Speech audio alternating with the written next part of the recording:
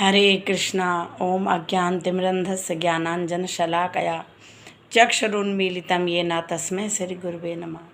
गुरुवे गौरचन्द्राय राधिकाय तदालये कृष्णाय कृष्णभक्ताय तद्भक्ताय नमो नमः। जैसे कि अभी कार्तिक मास चल रहा है, तो इसमें जो गजेंद्र मोक्ष पाठ है श्रीमद् भागवतम में 8वें स्कंद में, श्रीमद् भागवतम में जो 8वां स्कंद है उसमें गजेंद्र मोक्ष की कथा आती है। और इस महीने कार्तिक मास में गजेंद्र मोक्ष का जो पाठ है, इसकी जो कथा है, हमें रोज़ इसका उच्चारण करना चाहिए। तो गजेंद्र मोक्ष की कथा इस प्रकार है कि त्रिकुट पर्वत पर एक बहुत बड़ा शक्तिशाली हाथी अपने परिवार के साथ रहता था। एक बार वो वहाँ पे सरोवर में पानी पीने के लिए अपने परिवार के साथ गया।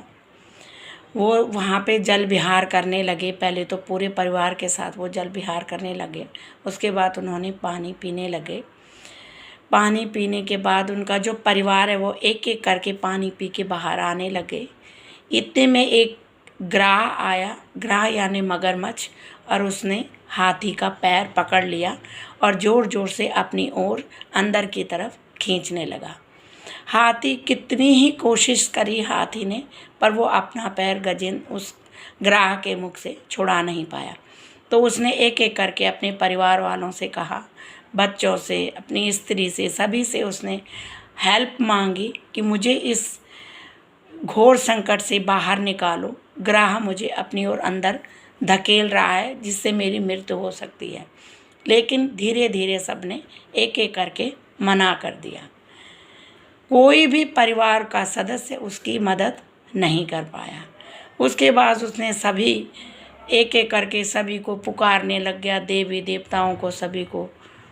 पहले एक को पुकारा, फिर दूसरे को, फिर तीसरे को, फिर ऐसे कर करके उसने लास्ट में जब कोई भी उसकी हेल्प करने के लिए नहीं आया, तो उसने भगवान श्री कृष्ण की स्तुति करी। और भगवान श्री कृष्ण गरुड़ पर बैठकर आए और जो ग्राह है अपने सुदर्शन चक्र से उसकी गर्दन, भगवान ने उसकी गर्दन पर प्रहार किया, जिससे वो उसकी मृत्यु हो गई।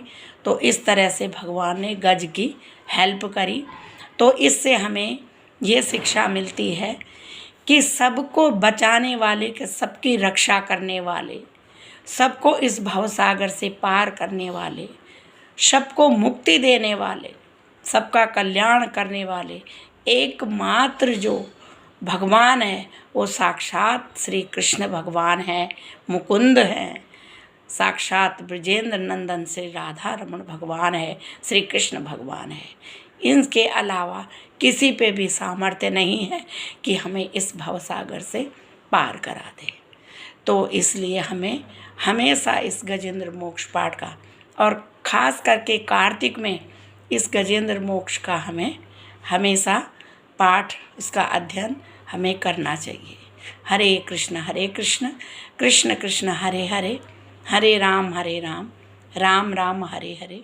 श्री वृंदावन बिहारी लाल की जय, राधा रानी की जय, कार्तिक मास की जय, दामोदर मास की जय।